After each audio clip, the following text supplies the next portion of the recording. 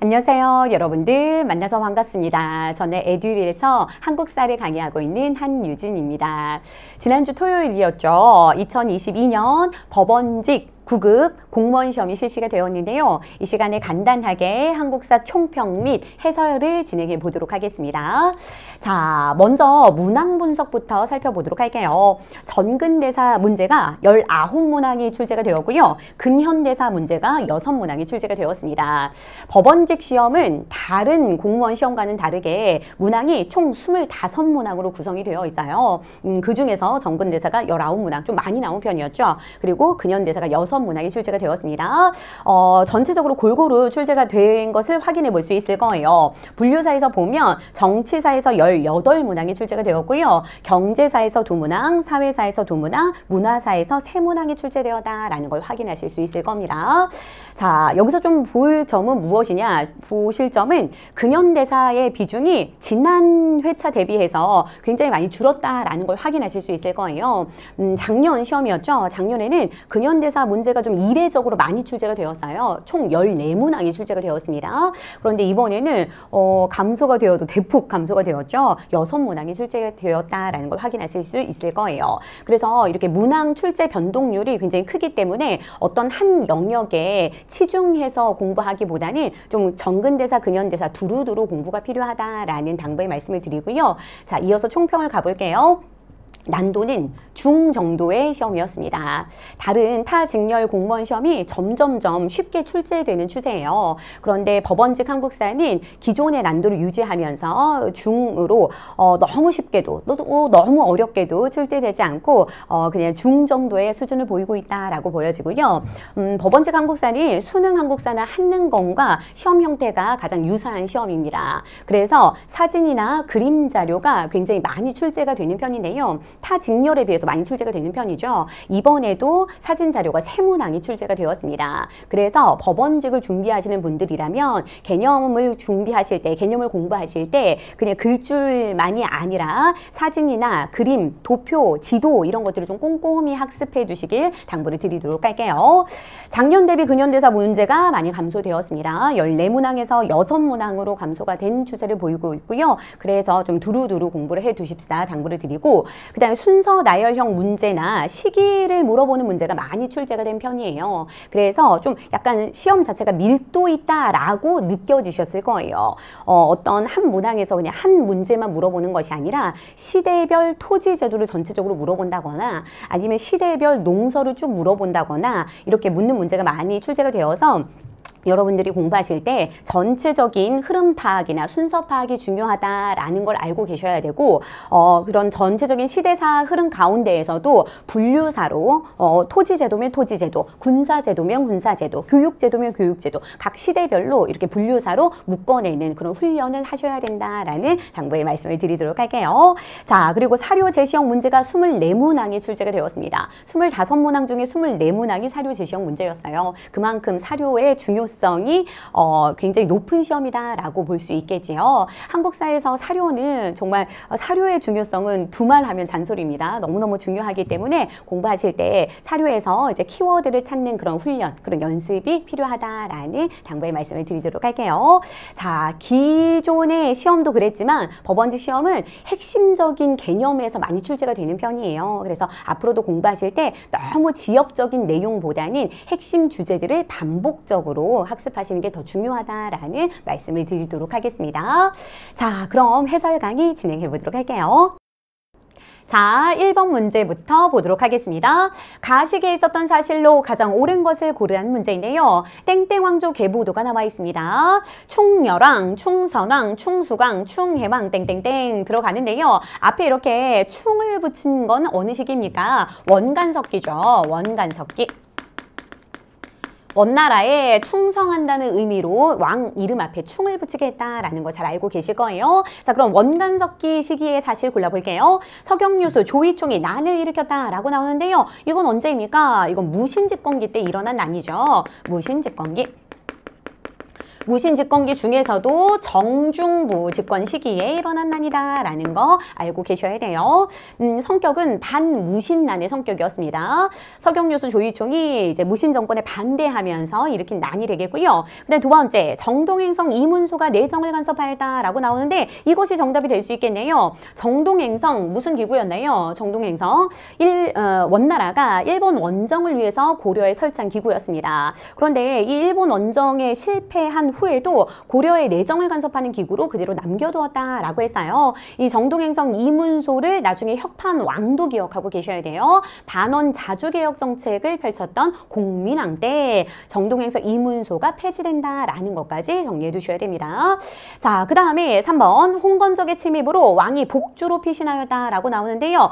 홍건적이 1차, 2차 다 어느 시기에 쳐들어옵니까? 공민왕 때 원나라 말기에 일어난 한족 농민 반란군이죠. 홍건적의 침입이 있었고 1차, 2차 침입이 있었다라는 걸 기억하시고 2차 침입 때 지금의 안동 지역이죠. 왕이 복주 지역으로 피신하게 된다라는 것까지 기억하시면 되겠네요. 그 다음에 삼별초가 진도와 제주도에서 항쟁을 전개하였다라고 나오는데요. 삼별초가 개경환도에 반대하면서 강화도, 진도, 제주도로 근거지를 옮기면서 항쟁을 한 거죠. 그러면 개경환도가 있었던 원종 시기 때 있었던 일이 될 수 있겠네요. 정답은 2번이 되겠습니다.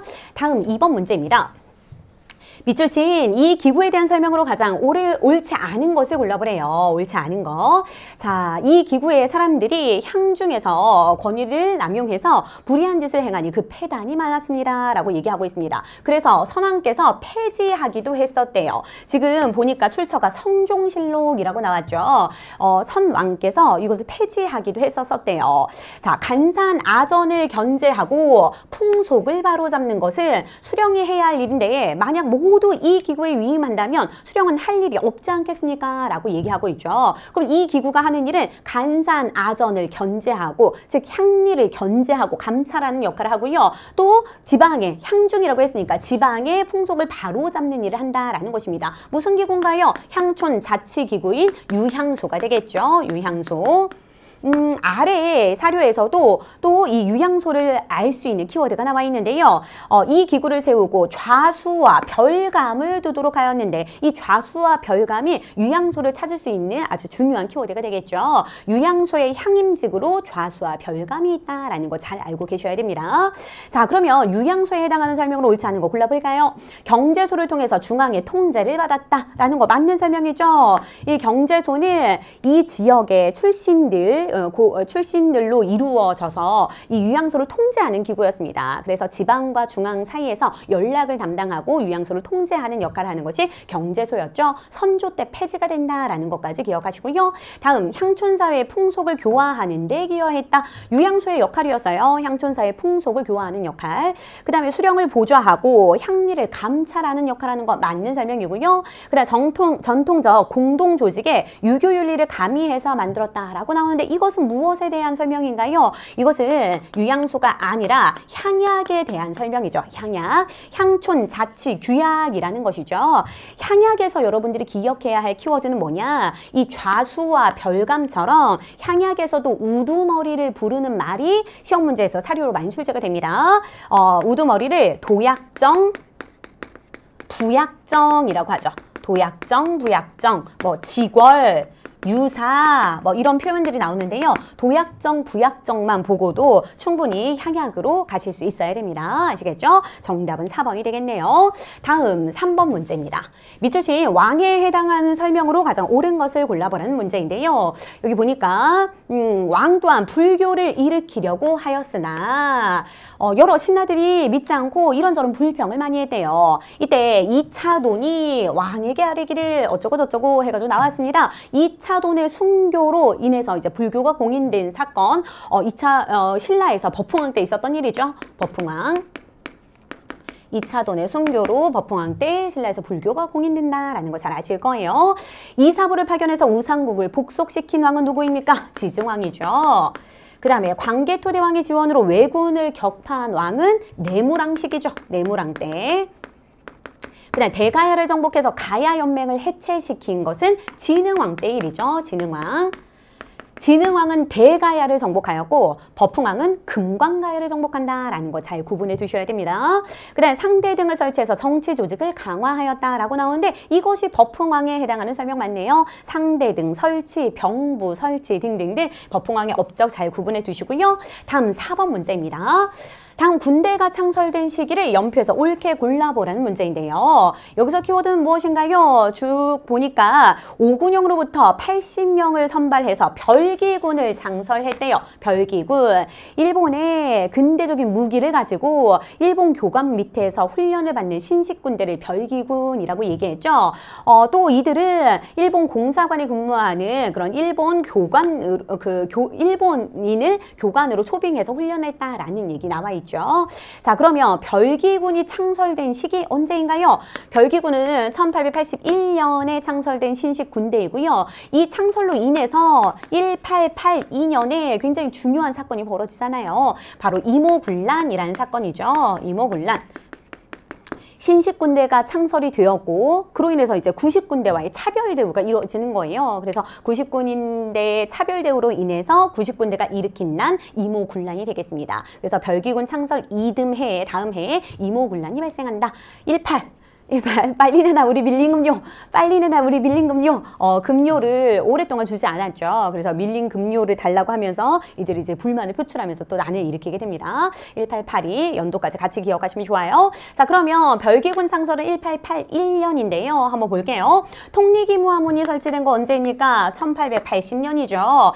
이것은 근대적 개화정책을 총괄하는 기구입니다. 개화정책 총괄기구로서 이 통리기무화문이 설치되는데 1876년에 강화도 조약으로 우리나라가 개항을 하게 되죠. 그러면서 1880년대 초부터 정부 주도로 개화 정책을 추진하게 됩니다. 여러분들 많이 들어봤을 거예요. 통리기무화문 설치, 병을기군 창설, 그 다음에 보고 배워야 하니까 수신사 보내고요, 영선사 보내고요, 또 뭐 보빙사도 보내고요. 이런 일들이 쭉 80년대 초반에 이루어진다라는 걸 잘 기억해 두셔야 돼요. 기기창 설치는 언제입니까? 영선사로, 청나라의 영선사로 갔던 이들이 돌아와서 이제 건의해서 만든 게 기기창이죠. 근대적 무기를 제조하는 공장이에요. 근대적 무기 제조 공장. 이거는 1883년에 만들어집니다. 영선사가 81년에 갔고 그 다음에 이모군란으로 조기 귀국하게 되죠. 그리고 나서 이제 83년에 건의로 기기창을 설치하게 된다라는 거 알아두시고요. 그 다음에 군국기무처를 설치한 거 이건 가보개혁대죠. 1차 가보개혁 추진기구입니다. 1894년 일이 되겠고요. 원수부는 황제직속 군통수기구예요. 황제직속 군통수기구. 황제권을 강화했던 언제입니까? 대한제국 시기이죠. 1899년이 되겠고요. 통감부를 설치한 거 이거 우리나라 내정을 간섭하는 기구였죠. 을사늑약 이후에 우리나라 외교권이 박탈당하고 통감부를 설치해서 우리나라를 다스리려고 했었는데요. 을사늑약이 1905년이고 통감부 설치는 1906년에 이루어진다라는 것까지 알아두셔야 됩니다. 근현대사는 이렇게 좀 연도를 알아야 풀 수 있는 문제가 많이 출제가 돼요. 그래서 같이 사건을 기억하실 때 그 연도까지 같이 좀 눈에 담아두시길 당부를 드립니다. 정답은 1번이 되겠지요. 자, 그 다음 5번 문제입니다. 가나 사이 시기에 있었던 사실로 가장 옳은 것을 골라보라는 것인데요. 자, 여기 통일합의안이 나와 있어요. 가에서 키워드를 한번 골라볼까요? 남과 북은 상대방에 대해서 무력을 사용하지 않으며 상대방을 무력으로 침략하지 않는데요. 무력을 사용하지 않는다. 상호 불가침. 화해, 그 다음에 불가침, 교류협력을 담고 있습니다. 여기 보니까 또 교류협력 찾을 수 있어요. 교류협력, 화해, 불가침, 교류협력을 담은 문서 무엇인가요? 바로 노태우 시기 때 발표한 남북기본 합의서가 되겠죠. 남북기본 합의서. 여기서의 키워드가 화해, 불가침, 교류협력이다라는 걸 좀 기억하시면 좋겠고요. 이것은 1991년 노태우 정부 시기에 발표한 합의서이다라는 거 기억하시고요. 노태우 정부 시기 1991년에 기억해야 할 통일 3종 트리오가 있습니다. 무엇입니까? 먼저 남북한 동시유행 가입이 이루어지고요. 그다음 남북기본 합의서가 발표가 되고요. 그다음 그해 12월 말에 한반도 비핵화 선언이 발표가 된다라는 것까지 기억하시고요. 다음 나 한번 볼게요. 남과 북은 나라의 통일을 위한 남측의 연합 제안과 북측의 나쟁 단계의 연방 제안이 서로 공통성이 있다라고 인정하고 앞으로 이 방향에서 통일을 지향시켜 나가자라고 얘기하고 있어요. 이것이 키워드가 되겠습니다. 무엇인가요? 이것은 6.15 남북 공동선언의 내용이죠. 이 정도는 기억하셔야 돼요. 6.15 남북 공동선언. 시험 문제에 잘 나오는 통일 합의서가 세 가지가 있지요. 7.4 남북 공동성명, 그 다음에 남북 기본 합의서, 6.15 남북 공동선언 이 세 가지에서 중요한 키워드가 무엇인지는 찾을 수 있게 공부를 해 두셔야 됩니다. 이거는 2000년에 제1차 남북 정상회담이 열리죠. 김대중 정부 시기가 되겠네요. 그때 이제 발표가 된 거죠. 자, 그러면 이 사이 시기에 있었던 일로 옳은 거 골라보래요. 자, 남북조절위원회가 설치되었다라고 나오는데 이건 박정희 정부 때 일이죠. 1972년 박정희 정부 시기 때 일입니다. 이때에는 7.4 남북 공동성명이 발표가 되고 7.4 남북 공동성명은 자주, 평화, 민족, 대단결 3대 원칙을 천명하고 있고 그리고 여기에서 이제 그거를 조금 더 적극적으로 추진하기 위해서 남북조절위원회를 설치하게 된 것이에요.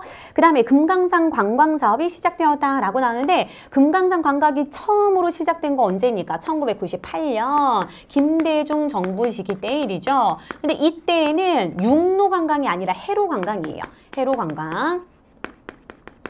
해로 관광이고 육로 관광이 이루어진 건 누구 때입니까? 노무현 정부 때가 되겠죠. 노무현 정부 때.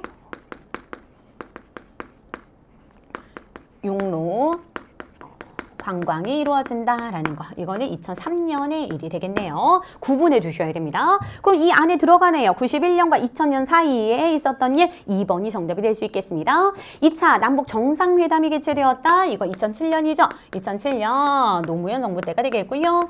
그 다음에 남북 이산가족 상봉이 최초로 이루어진 시기 1985년 전두환 정부 시기가 되겠네요. 자, 다음 문제입니다. 가에서 라 제도를 시행된 순서대로 바르게 나열한 것을 골라보라는 것이에요. 자, 각 시대별 토지 제도가 쭉 나와 있는데요. 한번 보도록 할까요? 자, 그 사람의 성품과 행동의 선악, 그 다음에 공로의 크고 작음을 참작해서 역분전을 차등 있게 해줘야 역분전 나왔네요. 이건 태조, 고려 태조 왕건 시기에 개국공신들에게 뭐 선악, 공로에 따라서 나누어 준 거죠. 농공행상의 성격을 가지고 있다는 거 잘 알 거고 그 다음에 나 볼게요. 문무백관으로부터 부병과 한인에 이르기까지 과에 따라 받지 않은 자가 없으며 또 과에 따라 뗄나무를 베어낼 땅도 지급하였다라는 거. 뗄나무를 베어낼 땅을 뭐라고 합니까? 시지라고 하지요. 즉 과에 따라 관리의 등급에 따라 전지와 시지를 지급한 제도입니다. 전지는 곡식, 조세를 수취할 수 있는 땅을 얘기하는 것이고요. 그 다음 시지, 땔감을 구할 수 있는 땅을 준 거, 이걸 뭐라고 하나요? 과에 따라 전지와 시지를 지급한 제도, 전시과라고 하죠. 전시과. 전시과는 누구 때 실시가 되었습니까? 가장 처음은 고려 경종 때 실시가 되었죠. 경종 때 시정 전시과가 실시가 되었어요. 시정 전시과. 처음 시죠. 처음으로 시작했다라는 거. 이후에 개정 전시과, 그다음 경정 전시과로 개정이 됩니다. 자, 그다음에 또 볼까요? 그다음 다 경기는 사방이 근본이니 경기 지역에 과전을 설치해야 과전법을 얘기하는 거죠. 그렇게 해서 사대부를 우대한다라고 얘기했습니다. 신진 사대부들의 경제적 기반을 마련해주기 위해서 과전법이 실시가 되었어요. 이거는 고려 말 공양왕 때. 고려 말 공양왕 때부터 실시가 되었네요. 그럼 이 위에도 이렇게 쓸까요? 역분전. 그 다음에 볼까요? 라. 경상도, 전라도, 충청도는 상등, 경기도, 강원도, 황해도, 삼도는 중등, 그 다음에 함길도, 평안도는 하등으로 삼으며 각 도의 등급과 토지의 품질의 등급으로서 수세하자라고 나와 있습니다. 자, 이거 무엇인가요? 세종 때의 공법이죠, 공법. 공법, 전분 6등법과 연분 9등법으로 나눌 수 있습니다. 토지의 비옥도에 따라서 이렇게 조세를 차등 조세하는 것을 이제 전분 6등법이라고 하고요. 풍융에 따라서 9등급으로 나누어서 수세하는 것을 연분 9등법이라고 하죠. 세종대의 공법. 그럼 순서대로 한번 나열해 볼게요. 가장 먼저 누구입니까? 태조 때, 그 다음에 경종, 그 다음에 공양왕, 그 다음에 세종이 되겠네요. 정답은 가나다라 1번의 순서가 되겠습니다. 이렇게 좀 분류사로 공부를 해 두셔야 돼요. 그러니까 시대별로 이렇게 토지 토지제도를 쭉 연결시켜서 이렇게 순서대로 배열할 수 있게끔 그렇게 정리를 해 두셔야 됩니다. 그 다음 7번 문제입니다. 가나 경문이 발표된 사이 시기에 있었던 일로 옳은 것을 골라보라는 것입니다. 자, 한번 볼게요. 우리가 의로운 깃발을 들어 이곳의 이름은 여기서 키워드는 뭔가요? 안으로는 양반과 탐악한 관리의 목을 베고 밖으로는 횡포한 강적의 무리를 내몰고자 합니다. 라는 거 중요하죠. 즉 안으로는 탐악한 관리의 목을 벤다. 반봉건의 자세. 그 다음 밖으로는 횡포한 강적의 무리를 내쫓고자 한다. 라는 거. 그러니까 반외세. 일본을 내몰고자 한다. 라는 거. 반외세를 얘기하고 있습니다. 이것은 동학농민 운동 중에 있었던 백산봉기 때의 경문이죠. 백산봉기 경문이 되겠습니다. 이것은 지금 다 동학농민운동 가운데 있었던 사건을 물어보는 거죠. 그 다음에 나 한번 볼까요? 일본 오랑캐가 분란을 야기하고 군대를 충돌하여 우리 임금을 핍박했대요. 일본 오랑캐가 분란을 야기하고 우리 임금을 핍박했다라고 얘기하고 있습니다. 즉 일본이 경복궁을 점령하고 우리에게 내정개혁을 강요하고 뭐 이런 것에 반발해서 그래서 우리가 다시 일어난다라고 얘기하고 있는 거잖아요. 일본 오랑캐를 내몰려고 우리가 다시 일어난다. 여러분 동학농민운동의 그 성격을 좀 잘 이해하셔야 되죠. 1차 봉기의 성격은 반봉건적인 성격이 강했고 2차 봉기의 성격은 반외세. 일본의 그런 경복궁 점령과 그다음에 청일전쟁 그것들에 반발해서 2차 봉기가 일어난다라는 거 잘 알고 계실 거예요. 이거는 공주를 공격하기 전에 공주 공격 전에 일어난 공격 전에 경문이라고 보시면 돼요. 공주 공격 때 이제 관군의 동참을 이제 호소하는 그런 경문이었습니다. 공주를 공격하기 전에 경문. 그럼 이건 2차 봉기잖아요. 2차 봉기. 공주 우금치 전투에서 결국에는 일본군을 패하게 된다라는 거 잘 알고 계시죠? 이건 1차 봉기 때를 얘기하는 거고요. 1차 봉기. 1차 봉기 때는 남접 주도로 일어났고 2차 때에는 남접과 북접이 연합해서 논산에 직결해서 이제 서울로 북상하려고 했는데 공주 우금치 전투에서 결국엔 패하게 된다라는 것까지 알아두시면 되겠네요. 자, 그러면 1차 봉기와 2차 봉기 사이에 어떤 일이 있었는지, 즉 조금 더 구체적으로 잡아보자면 백산봉기와 그 다음에 공주 우금치 전투 그 사이에 어떤 일이 있었는지 한번 봅시다. 조선 정부가 개혁기구인 교정청을 설치하였다라는 거. 이거 언제 설치했나요? 농민들이 자진 해산할 때 패전개혁안을 제시하죠. 그러면서 정부에서 그 개혁안들을 수용하고 또 정부 주도로 자주적인 개혁을 추진하기 위해서 만든 기구가 교정청이었죠. 그럼 이 사이에 들어가는 거 맞네요. 정확하게 뭐 몇 월 며칠까지는 모르셔도 전체적인 흐름을 알면 충분히 풀 수 있는 문제입니다. 교정청을 설치했지만 2주밖에 못 가요. 일본이 이제 내정개혁을 강요하죠. 가보개혁을 강요하면서 가보개혁 추진기구로 1차 가보개혁 추진기구로 군국기무처를 설치하게 되죠. 그러면서 이 교정청을 폐지하게 됩니다. 이 교정청이라는 것은 정부 주도로 이제 자주적인 개혁을 추진하고자 만든 기구였다라는 거 기억하시면 되겠고, 농민들이 만든 건 뭐였나요? 집강소라는 농민자치기구를 만들었다라는 것까지 정리해 두실 필요가 있습니다. 그 다음에 동학농민군과 관군이 전주화약을 체결하였다라는 거. 이거 1차 이 백산봉기와 공주공격 사이에 있었던 일이죠. 이거 맞는 설명이네요. 정부에서 청나라의 원군 요청을 하자 일본군도 파병이 되게 되죠. 텐진 조약에 의거해서. 그래서 외세가 개입하면 더 이제 우리에게 이제 그 내정 간섭이 심화되니까 결국에는 이제 농민군과 정부군이 전주에서 화약을 체결하고 농민군이 자진 해산하게 된 거죠. 자진 해산했다가 일본이 이렇게 경복궁을 점령하고 청일전쟁을 일으키고 하니까 이렇게 일어나게 된 거예요. 2차 봉기를 하게 된 겁니다. 됐죠? 그 다음에 디귿 조선 정부가 조병갑을 파면하고 박원명을 고부군수로 임명하였다. 조병갑 이야기는 언제인가요? 백산봉기 전이죠. 백산봉기 전이죠. 그래서 이것은 가전의 일이 될 수 있겠고요. 그 다음에 리을 볼까요? 동학교도들이 전라도 삼리에서 교조신원운동을 펼친 거, 이것도 가전일이 되겠네요. 이게 가장 먼저죠. 교조신원운동이 있었고 그 다음에 이제 조병갑, 그 다음에 이렇게 이어진다라고 보시면 되겠네요. 정답은 기역과 니은이 될 수 있겠습니다. 다음 8번 밑줄친 그에 해당하는 설명으로 옳은 것을 골라보라는 것입니다. 자, 여기 보니까 키워드가 뭐가 나와 있나요? 보니까요.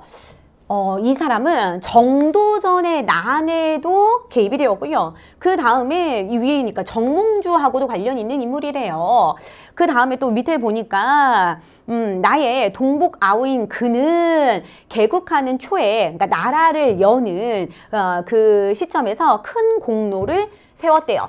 나의 같은 배에서 나온 동생인 이 사람은 그리고 또 개국할 때 큰 공을 세웠고 또 우리 형제 사오인이 성명을 보존한 것은 모두 그의 공 때문이었다라는 거. 누구입니까? 이방원을 얘기하는 거죠. 이방원, 즉 태종을 얘기하는 것입니다. 1차, 2차 왕자의 난을 치르고 이제 결국에는 이제 왕이 되는 인물인데요. 태종 때 있었던 일을 골라보라는 것입니다.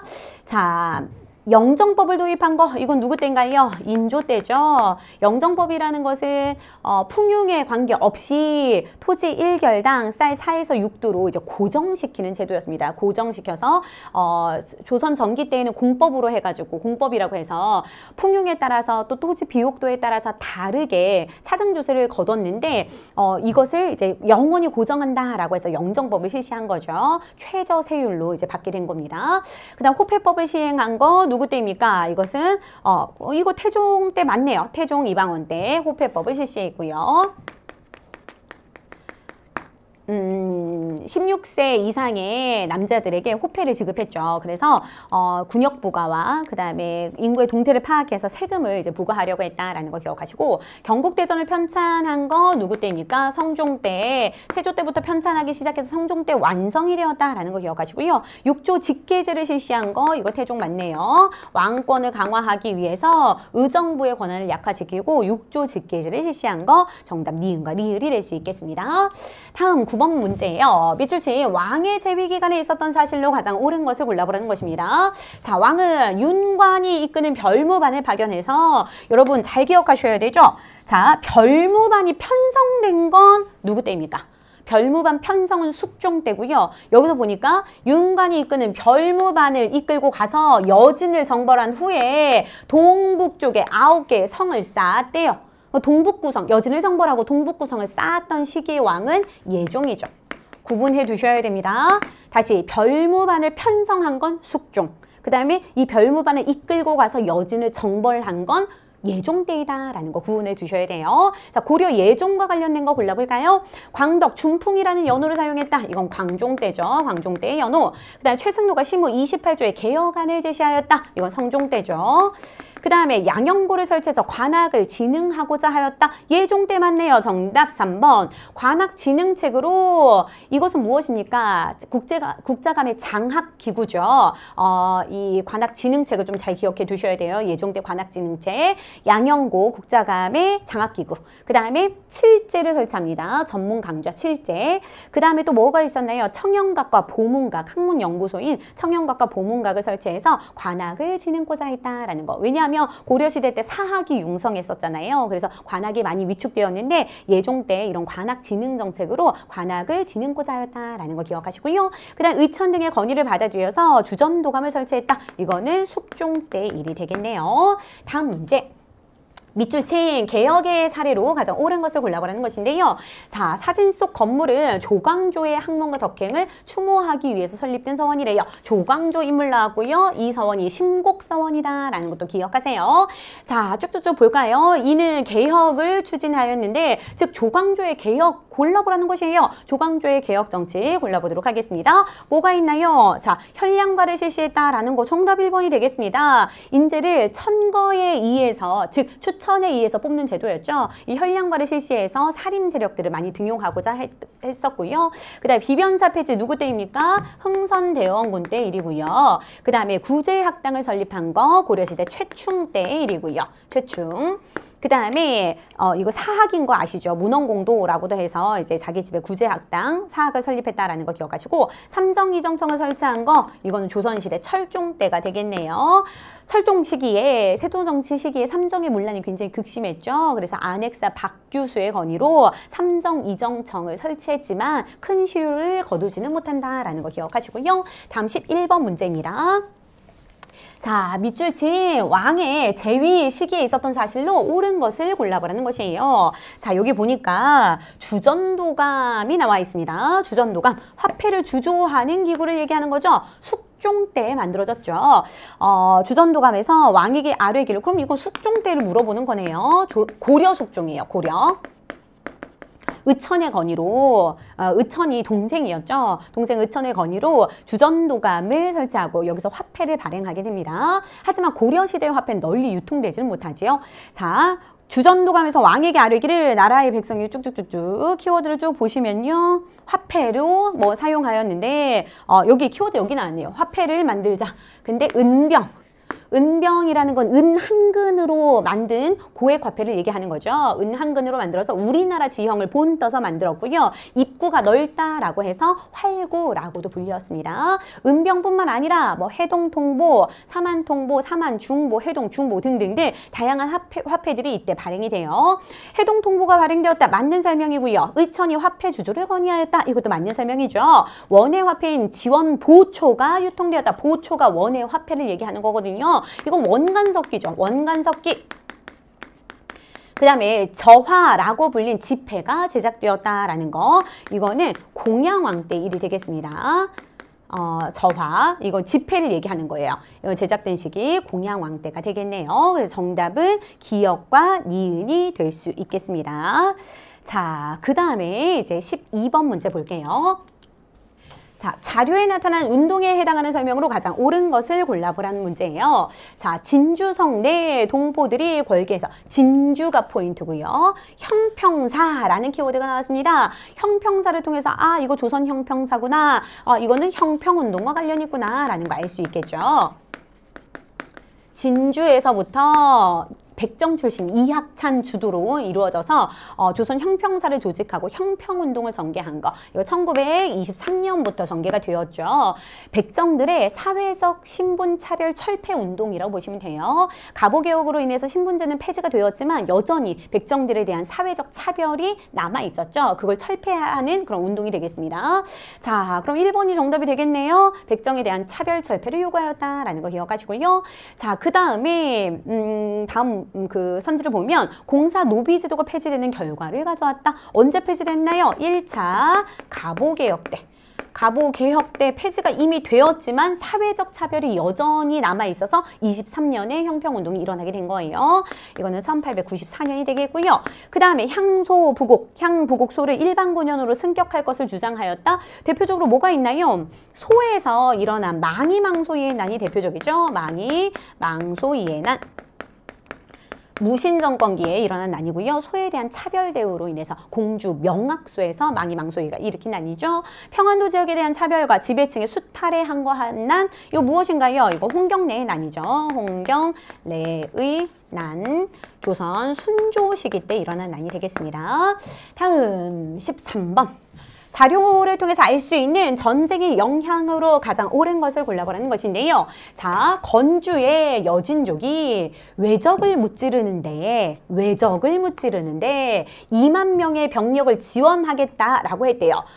여진족이 우리나라가 외적을 무찌르는데 병력을 지원하겠다라고 했다라는 것이에요. 그런데 명장군 현군문이 허락하려고 했는데 명사시인 이 사람이 이를 허락한다면 명과 조선의 병력, 또 조선의 산천, 형세 이런 것들을 다 여진족이 알게 될 것입니다. 라고 해서 이걸 거절했다라는 것이에요. 이해되십니까? 즉 우리나라가 외군과 싸우는데, 외적과 싸우는데 명나라가 우리를 도와서 왔다라는 거예요. 근데 여진도 돕겠다라고 하는 그런 상황이었다라는 거죠. 근데 이제 명이 그걸 거절했다라는 내용입니다. 이해되시나요? 자, 그럼 이거 뭔가요? 임진왜란 얘기하는 거죠. 우리나라가 외적과 싸우는데 명이 도운 거 임진왜란밖에 없잖아요. 자, 그러면 임진왜란의 영향 골라보도록 할게요. 사군육진이 개척되었다. 이거는 세종시기죠. 세종 때 압록강 유역의 사군, 그 다음에 두만강 유역의 육진. 특히 이 법원직 한국사는 지도가 잘 나오니까요. 이 지도에서 어디가 사군이고 어디가 육진이다라는 거 기억해 두셔야 돼요. 여기가 백두산이죠. 백두산에서 서쪽으로 흐르는 강이 압록강, 동쪽으로 흐르는 강이 두만강입니다. 압록강 유역에 사군이 설치되고, 그 다음 두만강 유역에 육진이 설치가 돼요. 사군에는 김종서를 보내어서 그다음 육진에는 최윤덕을 죄송해요. 사군의 최윤덕, 육진의 김종서죠. 사군의 최윤덕. 그 다음에 육진의 김종서. 를 보내어서 사군 육진을 개척한다. 이게 세종 때 있었던 일이다라는 거 잘 기억해 두셔야 돼요. 여진을 정벌하고 사군 육진을 개척한다라는 거. 일단 일본의 도자기 문화가 발달하였다라는 거. 정답 2번이 될 수 있겠네요. 임진왜란을 문화사적으로 보면 이것을 도자기 전쟁이라고 부르기도 합니다. 왜냐하면 우리나라에서 도자기들 이렇게 발달된 문화들을 많이 가지고 가서 일본은 임진왜란 이후에 문화 발전을 이루게 되는 것이거든요. 대표적으로 또 도공들을 많이 끌고 가는데 이삼평이 대표적인 인물이죠. 그래서 이상평비, 도조 이상평비가 세워지기도 했습니다. 자, 정답은 2번이 되겠고요. 부산포, 제포, 연포에 외관이 설치가 되었다. 이건 삼포개항 얘기하는 거잖아요. 삼포개항. 이것도 세종 때 있었던 일이고요. 그 다음 황룡사, 구층 목탑 등 문화재가 소실된 거. 이건 언제입니까? 이건 몽골 침입대죠. 황룡사, 구층 목탑이 소실된 거. 몽골 3차 침입대가 되겠네요. 3차 침입대 소실되었다라는 거. 황룡사, 구층 목탑은 신라 선덕여왕 때 자장의 건의로 만들어진 목탑이 되겠네요. 다음 가나 시기 사이에 있었던 일로 가장 옳은 것을 골라보래요. 이렇게 사건과 사건 사이에 어떤 일이 있었는지를 묻는 문제가 많이 출제가 되고 있습니다. 즉 흐름을 아는지 모르는지 이것들을 물어보는 것이에요. 자, 가부터 볼게요. 왕 몇 년에 백제왕이 군사 3만 명을 거느리고 평양성을 공격해왔대요. 왕이 군사를 이끌고 방어를 하다가 결국에는 화살에 맞아서 죽었대요. 왕이 죽었대요. 누굽니까? 이 백제왕은 근초고왕을 얘기하는 거고, 근초고왕을 얘기하고, 근초고왕의 평양성 공격으로 인해서 전사한 왕은 고국원 왕이 되겠죠. 원통하게 죽은 왕이다 라고 했습니다. 고국원 왕. 이건 몇 세기 때 일인가요? 근초고왕 시기니까 4세기 때 일이 될 수 있겠죠. 그 다음에 왕 32년에 쭉쭉쭉쭉 보니까 왕이 직접 보병과 기병을 거느리고 밤에 구천에 이르렀는데 이 구천이 오늘날 충북 옥천이에요. 신라 복병이 나타나서 신라 군들이 매복을 하고 있다가 결국에 이제 그들과 싸우다가 그들에게 살해되었다. 시호를 성이라고 했다. 성이라는 시호를 내렸다. 성 누구예요? 성왕 얘기하는 거죠. 성왕이 관산성 전투에서 전사한 이야기입니다. 전사한 이야기. 그러면 성왕은 6세기 왕이죠. 이 고국원 왕과 성왕 사이에 어떤 일이 있었는지 한번 골라볼까요? 수가 고구려를 침입하였다라고 나오는데 이건 언제적 일입니까? 을지문덕이 막아낸 그 살수대첩 얘기하는 거죠. 그럼 영양왕시기네요. 영양왕시기. 이거는 7세기 때 일이고요. 그 살수대첩이 612년이니까요. 고구려가 평양으로 천도하였다라고 나옵니다. 이거 누굽니까? 장수왕 때 일이네요. 장수왕 때. 이거 5세기 때 일이니까 여기 쏙 들어가네요. 4, 5, 6. 정답 2번이 되겠고요. 백제가 나당연합군의 공격을 받았다라고 나오는데 이건 언제입니까? 신라의 삼국통일 과정 중에 있었던 일이죠. 이거 문무왕 때 일이 되겠네요. 문무왕. 이것도 7세기 때 일이고요. 그 다음에 당이 매소성 전투에서 신라에게 패하였다. 즉 신라가 매소성 전투에서 당군을 무찌르고 삼국을 통일한 이야기죠. 이거는 죄송해요. 이게 문무왕이죠. 여기가 문무왕이죠. 매소성 전투에서 신라에게 패한 게 이게 문무왕이고, 그러니까 백제 멸망까지 보고 죽은 것은 무열왕이고, 그 다음에 백제 멸망 이후에 이제 고구려 멸망시키고 나당 전쟁을 통해서 삼국을 통일한 건 문무왕이죠. 그러니까 이게 문무왕.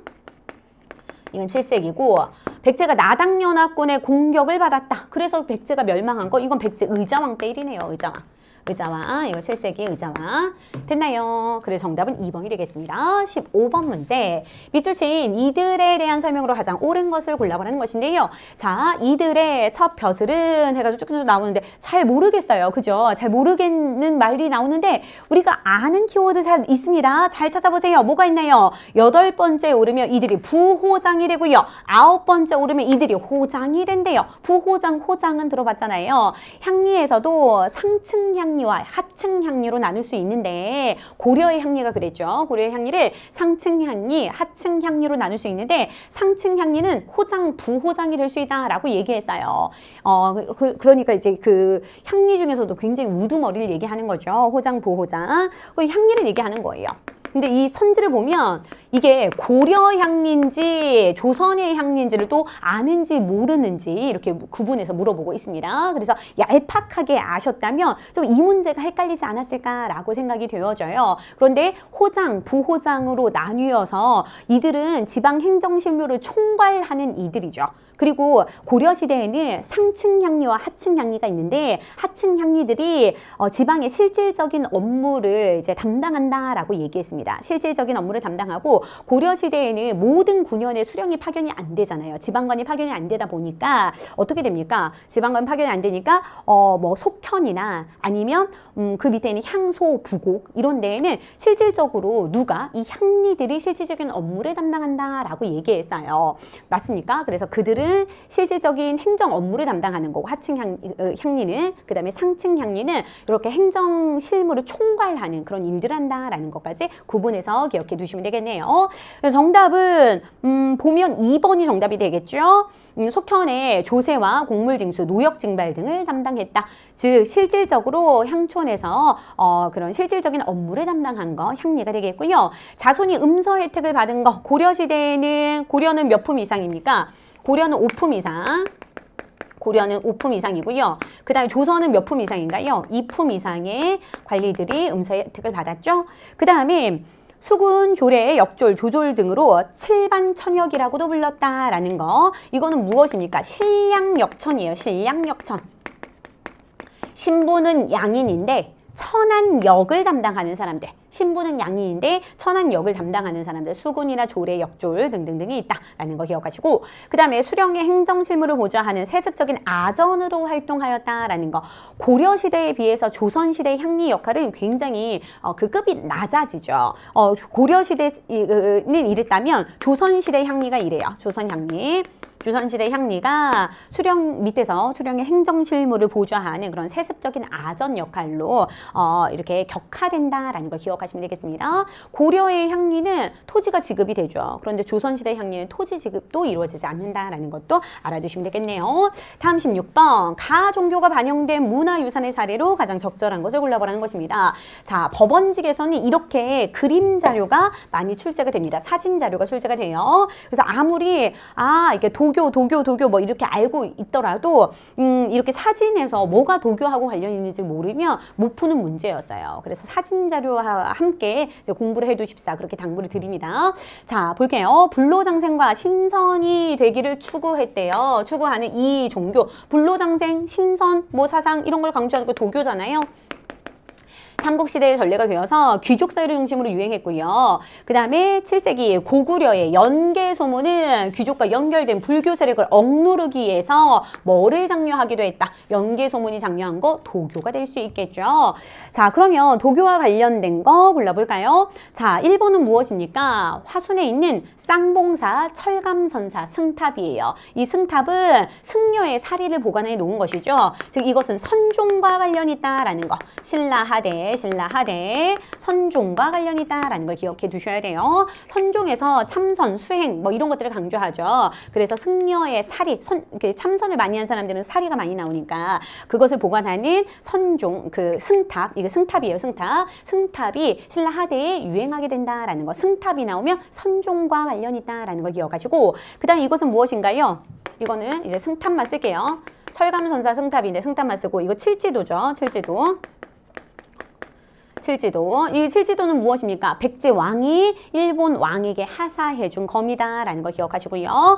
그 다음에 세 번째는 무엇인가요? 금동 미륵보살 방가사유상이 되겠네요. 이것은 우리나라 삼국시대의 불상인데 삼국의 불상이 어디에 이제 일본에 영향을 미쳤다라는 걸 알 수 있겠죠. 일본 국보 1호가 고류사에 있는 코류지라고 하죠. 코류지에 있는 목조 미륵보살 방가사유상인데 이거랑 똑같이 생겼죠. 이거는 이제 금동으로 만든 거고 청동으로 제작해서 금박을 입힌 거고, 그것은 이제 나무로 제작한 건데 삼국의 불상이 일본에 이제 전해져서 영향을 미쳤다라는 거 알 수 있는 거죠. 그 다음에 이것은 무엇입니까? 백제 금동대향로가 되겠네요. 백제 금동대향로, 이것이 정답이 될 수 있겠네요.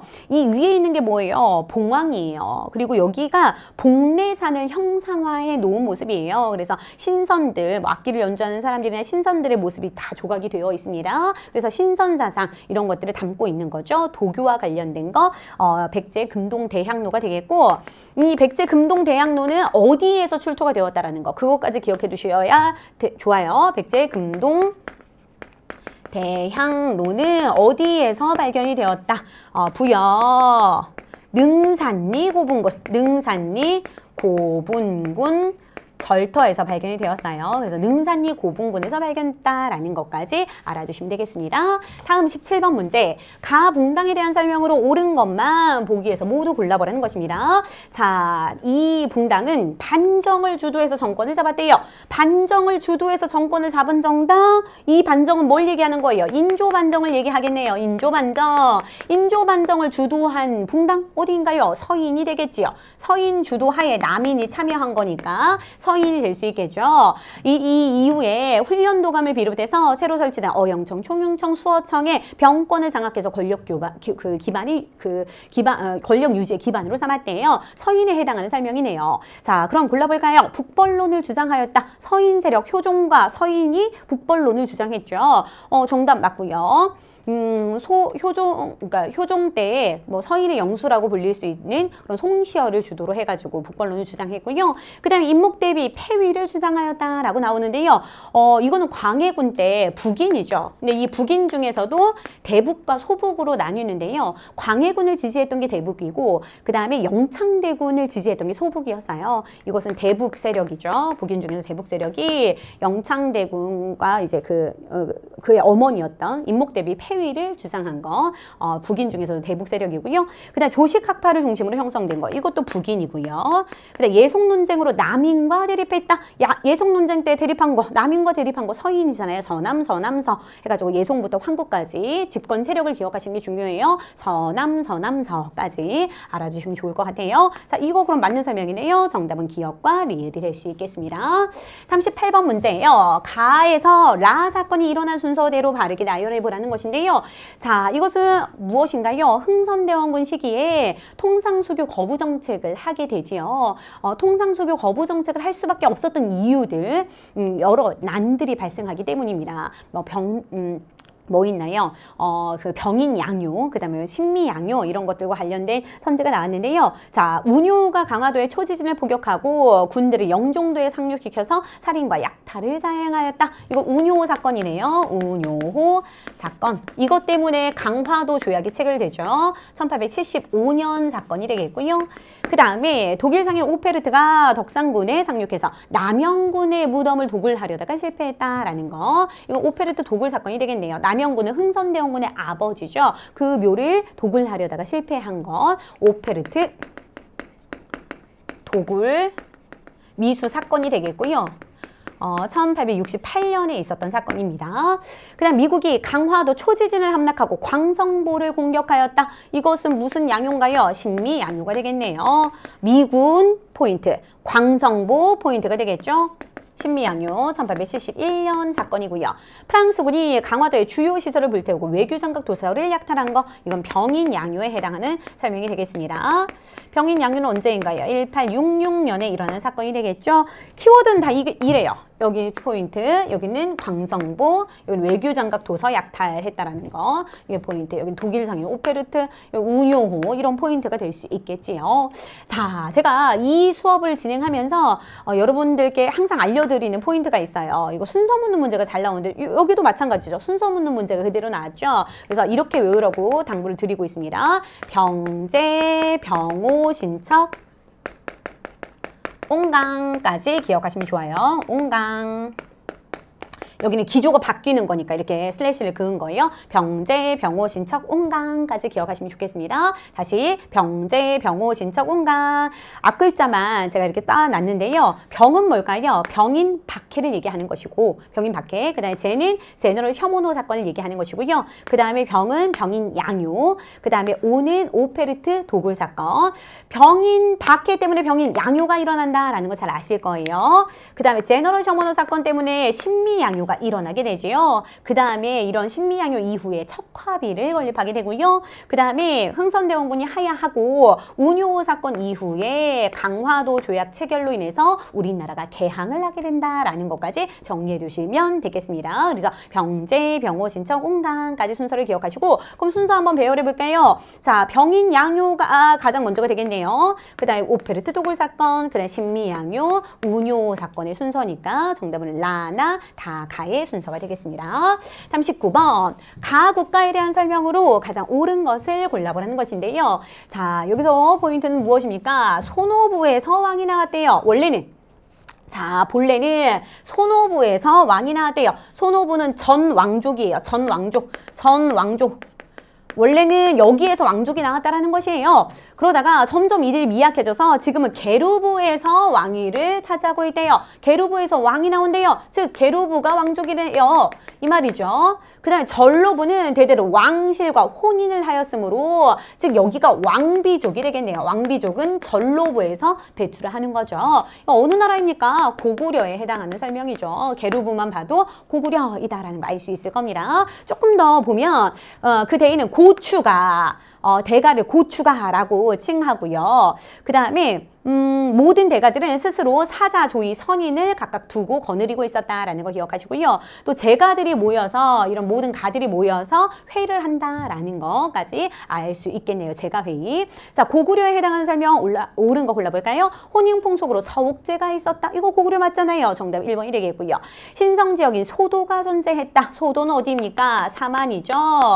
천군이 다스리는 신성한 구역 소도가 있었다. 이걸 통해서 사만사회가 재정 분리사회임을 할 수 있다라는 걸 기억하시고요.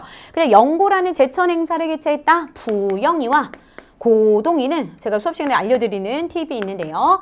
부영이와 고동이는 동무여서 335 모여 열심히 논다. 335 모여 열심히 논다. 부여는 영고고요. 고구려는 동맹이고요. 동예는 무천이고요. 사마는 5월제, 10월제이다 라는 거 이렇게 암기 팁으로 외워두시면 좋을 것 같아요. 부영이와 고동이는 동무여서 3, 4, 5 모여 열심히 논다 라고 해서 각각의 제천 행사를 기억하시면 되겠습니다. 자, 그 다음에 음락의 경계를 중시해서 책화라는 풍습이 있었다. 이건 동예죠. 동화책 이렇게 외우세요. 거꾸로 동화책, 동예가 책화라는 풍습이 있었습니다. 다른 부족을 침범하면 소나 말로 배상하는 제도였죠. 다음 20번 문제입니다. 자료에 나타난 민족운동에 대한 설명으로 옳은 것을 골라보라는 문제예요. 자, 동대문 밖에서 다시 한번 일대 시위 운동이 일어났대요. 이날은 태황제의 인산일이었으므로 라고 나왔죠. 이게 키워드가 되겠네요. 태황제의 인산일, 인산일이라는 것은 장례일을 얘기하는 것이에요. 자, 그러면 고종의 장례일도 있었고 그 다음에 순종의 장례일도 있었죠. 고종의 장례일 때 일어난 건 3.1운동이었고 순종의 장례식 때 일어난 건 무엇이었나요? 60만세 운동이 되겠네요. 둘 중에 하나인데 조금 읽어보다 보면 인산리가 끝나고 융희제 즉 순종과 두 분의 친왕이 다시 궁속으로 돌아왔대요. 궁속들이 돌아왔대요. 관료와 궁속들이 다시 돌아오다가 어디에 이르렀다라고 나왔죠. 그러니까 즉 융희제가 죽은 건 아니네요. 순종이 죽은 건 아니네요. 이해되시나요? 그러면 이 태황제는 누굴 얘기하는 겁니까? 고종을 얘기하는 거죠. 고종. 이해되시나요? 자, 그러면 고종의 인산일 때 일어난 3.1운동을 얘기하는 것이고 1919년에 일어난 최대 규모의 민족운동이었다라는 거 알아두셔야 되겠죠? 자, 신간의 후원으로 확산된 거 무엇이 있었나요? 대표적으로 광주 학생 항일운동이 있죠. 광주 학생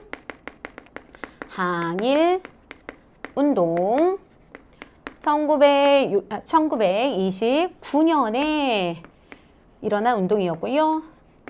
이때 광주항일학생운동 때 이때 신간회에서 진상조사단을 파견해서 이 사건을 조사하면서 이 신간회 후원으로 많이 확산이 되었죠. 시민들에게까지. 그 다음에 대한민국 임시정부 수립에 영향을 주었다. 3.1운동 정답이네요. 3.1운동의 결과 가장 잘 출제가 되는 것이 대한민국 임시정부 수립에 영향을 미쳤다라는 것이고요. 3.1운동의 결과 우리 민족이 독립이 되지 못하잖아요. 그래서 더 조직적이고 체계적으로 독립을 준비하기 위해서 대한민국 임시정부가 수립된다라는 걸 기억하시고요. 되고요. 1919년에 수립이 되죠. 그리고 또 하나의 결과는 무단 통치 방식에서 이른바 문화 통치 방식으로 통치 방식의 전환이 이루어진다라는 것까지 알아두시면 되겠습니다. 준비 과정에서 천도교와 조선공산당 등이 연대하였다. 천도교계 민족주의 계열과 조선공산당 사회주의 계열이 연대할 수 있었던 거 무엇이었나요? 60만세 운동이죠. 순종 인산 일때 일어난 60만세 운동. 이걸 준비하면서 우리 같이 연대할 수 있겠는데, 같이 우리 독립운동을 같이 이제 전개해 볼 수 있겠는데 해서 만들어진 게 뭐예요? 60만세 운동이 1926년에 일어난 사건이죠. 그래서 이 이후에 정우회 선언이 발표가 되고요. 사회주의 그 단체인 정우회에서 우리 비타협적 민족주의 계열과는 손잡을 수 있겠다, 연대할 수 있겠다라고 해서 정우회 선언이 발표가 되고 26년에, 그리고 나서 27년에 최대 규모의 항일 단체인 좌우합작 항일 단체인 신간회가 창설이 되잖아요. 그래서 그 이제 좌우 세력이 연합해서 또 우리가 독립운동을 전개하게 된다라는 거 기억하시고, 그 다음에 한국인 학생과 일본인 학생 사이에 충돌에서 비롯되었다. 이것도 광주 학생 항일 운동이죠. 광주 학생 이렇게 쭉 보시면 되겠습니다. 정답은 2번. 21번 문제입니다. 가나 국왕에 대한 설명으로 가장 옳은 것을 골라보라는 것인데요. 자, 가는 붕당의 이익을 대변하던 이조전랑의 후임자 청거권과 3사 관리 선발 관행을 폐지돼요. 이조전랑의 후임자 청거권을 폐지하고 3사 관리의 선발 관행을 혁파하고 또 탕평의 의지를 내세우면서 탕평비를 세웠대요. 성균관에 탕평비를 세운 인물 누구인가요? 영조가 되겠죠. 영조. 그 다음에 초계문신제를 실시해서 그 젊고 유능한 관리를 다시 선발해서 뭐 하는 거예요? 재교육시키는 제도였죠. 정조 때가 되겠네요. 초계문신제 정조. 또 유기전을 제외한 시전상인의 금난정권 폐지, 신해통공 다 정조 때 일이 될 수 있겠습니다. 자, 그러면 해당되는 설명 골라볼까요? 장용령을 설치해서 군사권을 장악했다. 장용령은 국왕 친위 부대죠. 이거 정조 때 일이고요. 그 다음에 조선과 청의 국경을 정하는 백두산 청계비를 세웠다. 이거 숙종 때 일이고요. 그 다음에 대전 통편을 편찬해서 법령을 정비하였다. 대전 통편은 정조 때죠. 대전 회통은 흥선대원군. 히읗히읗 기억하셔야 돼요. 대전 회통은 흥선대원군, 대전 통편은 전조. 삼정의 문란을 개혁하기 위해서 삼정이 정성을 설치한 거 철종이다라고 얘기했어요. 정답은 3번이 될 수 있겠네요. 다음 22번 문제입니다. 다음 사실을 시기순으로 바르게 나열한 것을 골라보라는 것인데요. 자, 농서가 나와 있어요. 시대별 농서를 배열할 수 있는지 없는지 물어보고 있는 문제입니다. 자, 금양잡록이 나왔습니다. 이거는 성종 때, 조선 성종 때 강희맹이 경기도 그 시흥 지역이죠. 거기가 금양현이었어요. 금양현. 거기서 농사 지은 것을 경험을 토대로 해서 지은 책이 금양잡록이 되겠고요. 그 다음에 신속이, 사람 이름도 좀 기억해 두시면 좋아요. 신속이 농가집성을 편찬했는데요. 이거 효종 때 일이죠. 효종 때 농가집성. 그 다음에 농상집요가 나왔습니다. 이것은 이암이라는 사람이 쓴 책이 아니고요. 중국의 농사법을 반영한 이 농상집요를 도입한 거예요. 고려시대 때죠. 고려시대 때 농상집요라는 농서를 도입했다라는 거. 그 다음에 정초 변효문 나왔습니다. 농사직설 나왔어요. 이거는 세종 때 우리나라 농토 현실에 맞는 농사법을 적은 책이죠. 세종 때 간행한 농사직설. 그럼 순서 나를 볼까요? 고려가 가장 먼저가 되겠고요. 그 다음에 그 다음에 나의 순서가 될 수 있겠네요. 다음 23번 문제입니다.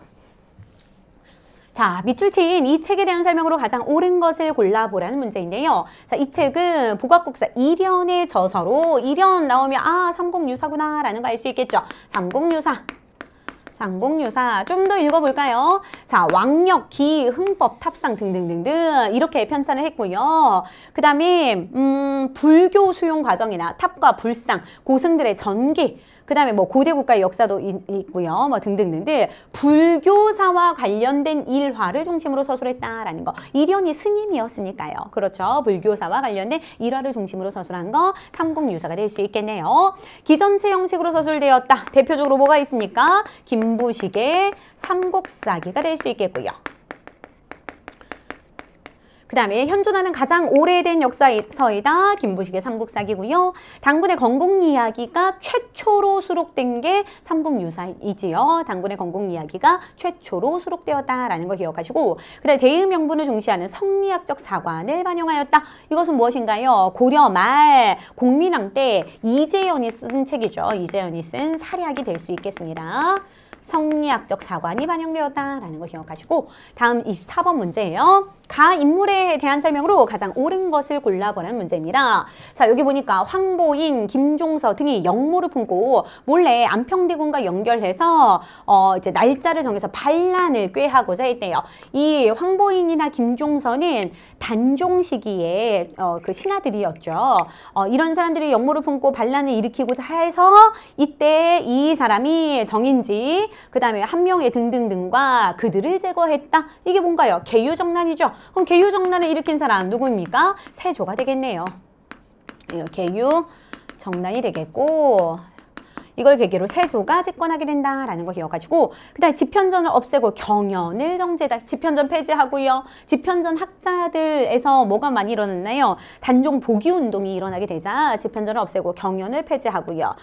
뭐 등등등등 이런 이야기를 내렸습니다. 이것도 세조 때의 업적이 되겠네요. 자, 전민변정도감을 설치했다. 정과 민을 바르게 되돌리는 기구였죠. 그래서 권문세족이 불법적으로 소유했던 그런 토지나 노비들을 원래대로 환원시켜주는 기구였습니다.